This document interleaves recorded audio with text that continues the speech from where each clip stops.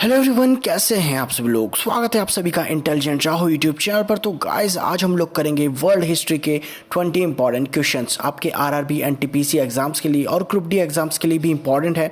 और आपको बता दूं, ये काफ़ी अच्छे लेवल के क्वेश्चन है। तो अगर आप लोग इनमें से 10 भी कर पाते हो ना 20 में से, तो समझ लेना आपका लेवल अच्छा खासा है, क्योंकि काफ़ी अच्छे वाले क्वेश्चन होने वाले हैं, अच्छे लेवल के क्वेश्चन होने वाले हैं। तो यार चलो शुरू करते हैं। शुरू करने से पहले मैं बता दूँ, अगर आप लोग चैनल पर नए हो तो सब्सक्राइब कर लो, बेल आइकन को दबा लो, क्योंकि इस टाइप के वीडियोस मैं लाता रहता हूँ। और हाँ, पूरी की पूरी प्लेलिस्ट पड़ी हुई है मेरी, जीके, हिस्ट्री, जियोग्राफी और मैथ्स, रीजनिंग सब पे। तो जाके उनको भी चेकआउट करो। आपके आरआरबी एनटीपीसी एग्जाम्स के लिए काफ़ी इंपॉर्टेंट होने वाले हैं।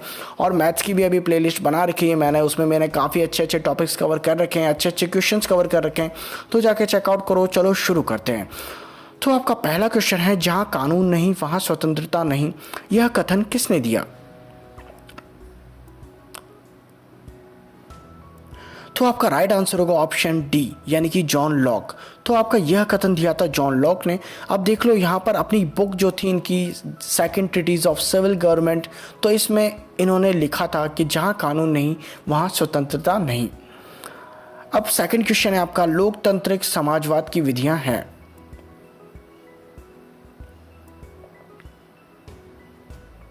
तो ऑप्शन सी आपका राइट आंसर होगा, समझाना और प्रचार करना। और हाँ, मैं आपको बता दूं कि आप लोगों को कमेंट बॉक्स में लिखना है कि आपके कितने क्वेश्चन सही हुए हैं। और चलो आगे करते हैं। तो क्वेश्चन 3 है आपका, 1850 ईस्वी के दौरान ब्रिटेन कहलाने लगा। तो ऑप्शन डी आपका राइट आंसर होगा, विश्व का कारखाना। तो देखो, आप सभी को पता ही होगा कि जो 19th सेंचुरी थी, तकनीकी तथा संगठनात्मक सुधार के कारण ब्रिटेन के उत्पादन में नाटकीय तौर पर वृद्धि हुई और जो विश्व के बाकी देश थे वो इससे मुकाबला नहीं कर पाए, और इसीलिए इनको विश्व का कारखाना कहा जाने लगा। क्वेश्चन 4 है, रूस के पॉपुलिस्ट आंदोलन अराजकतावाद के संस्थापक थे।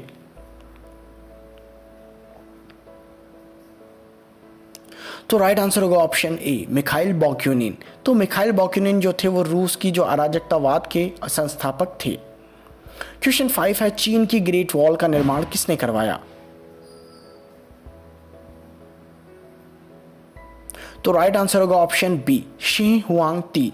और ये आपके चीन के प्रथम सम्राट थे और इन्होंने 220 से 206 ईसा पूर्व के बीच में चीन की ग्रेट वॉल का निर्माण करवाया। क्वेश्चन 6 है, मार्को पोलो किस लिए विख्यात हैं?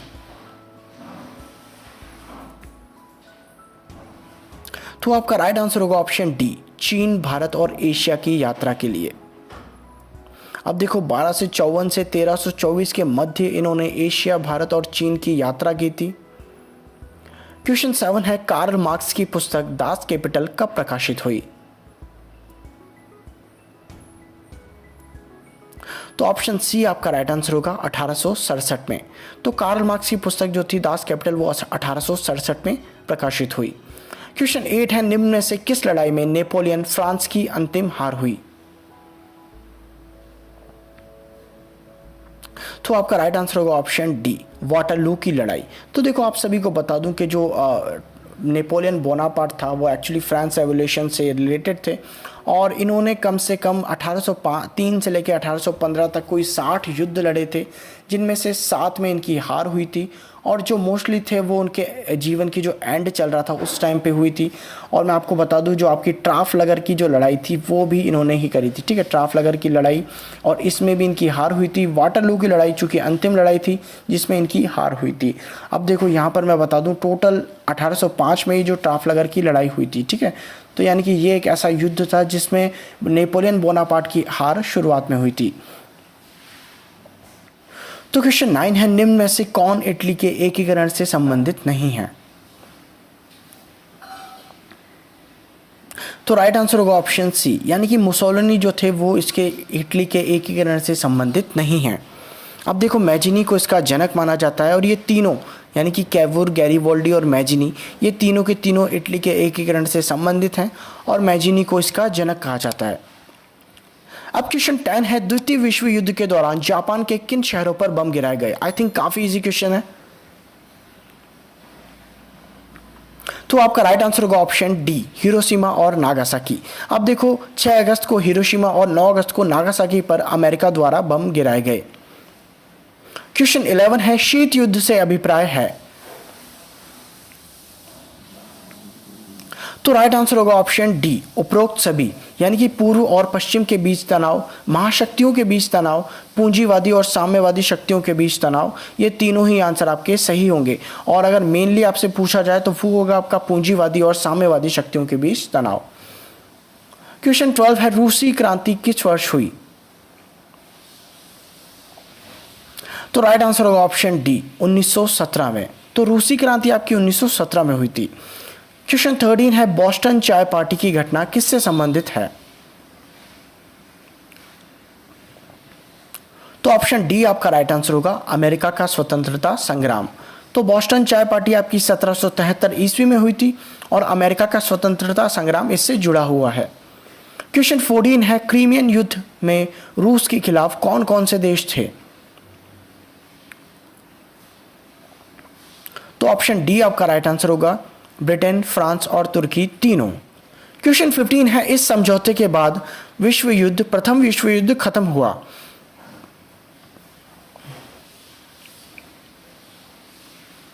तो ऑप्शन बी आपका राइट आंसर होगा, वर्सेल्स। तो वर्सेल्स समझौते के बाद प्रथम विश्व युद्ध खत्म हो गया था। अब देखो 28 जुलाई से 1914 से लेकर 11 नवंबर 1918 तक आपका प्रथम विश्व युद्ध चला था। इसे महायुद्ध या फिर सभी युद्धों को समाप्त करने वाला युद्ध भी कहा जाता है, क्योंकि इससे पहले काफ़ी ज़्यादा युद्ध होते थे, लेकिन जब ये युद्ध शुरू हो गए और सभी देश, लगभग सभी जो बड़ी कंट्रीज थी इसमें इन्वॉल्व हो गई, उसके बाद में ये युद्ध खत्म हुआ था। तो इसीलिए इसको सभी युद्धों को समाप्त करने वाला युद्ध कहा जाता है। अब इसमें सम्मिलित देशों की बात करी जाए तो ब्रिटेन, फ्रांस, अमेरिका, रूस, इटली और अन्य वर्सेस ऑस्ट्रिया, हंगरी, जर्मनी, खिलाफत उस्मानिया, बल्गारिया और अन्य। ठीक है, अब आपकी खिलाफत उस्मानिया जो आपकी ऑटोमन एम्पायर था उसको कहा जाता है। क्वेश्चन 16 है आपका यूनाइटेड नेशंस शब्द किसने गढ़ा। तो ऑप्शन बी आपका राइट आंसर होगा, रूजवेल्ट।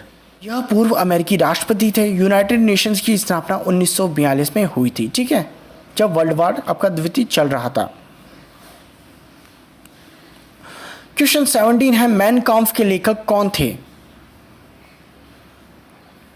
तो ऑप्शन ए आपका राइट आंसर होगा, हिटलर। क्वेश्चन 18 है 100 चूहों की अपेक्षा एक सिंह का शासन उत्तम है, यह कथन किसका था। तो ऑप्शन डी आपका राइट आंसर होगा, वोल्टेयर का। क्वेश्चन 19 है शेक्सपियर किस देश के रहने वाले थे। तो ऑप्शन ए आपका राइट आंसर होगा, ब्रिटेन के। तो देखिए शेक्सपियर जो थे, विलियम शेक्सपियर, इनका जो जन्म हुआ था 23 अप्रैल 1564 में, और इनकी अंग्रेजी के कवि थे, काव्यात्मकता के विद्वान, नाटककार तथा अभिनेता थे, और उनके नाटकों का लगभग सभी प्रमुख भाषाओं में अनुवाद हुआ है। अब देखो ये इंपॉर्टेंट पॉइंट है, कालिदास को भारत का शेक्सपियर कहा जाता है और यह एक संस्कृत के कवि थे। नाउ क्वेश्चन 20 है आपका लास्ट क्वेश्चन है, यूरोप का मरीज किसे कहा जाता है। तो ऑप्शन बी आपका राइट आंसर होगा, तुर्की को। तो अब देखो 18वीं शताब्दी तक तुर्की समाज अति विशाल था और शक्तिशाली बना रहा, किंतु तुर्की सुल्तानों का विलासी प्रवृत्ति अत्याचार के कारण यह विशाल साम्राज्य पतन की ओर अग्रसर हो चला था। धीरे धीरे तुर्की की हालत इतनी खराब हो गई कि उसे यूरोप का मरीज कहा जाने लगा। तो आई होप ये वीडियो आपको पसंद आया होगा। आपने कितने क्वेश्चंस करे हैं जाके कमेंट बॉक्स में लिखना, मुझे कमेंट करना, लाइक करना। मिलते हैं आपसे अगले वीडियो में। Bye bye.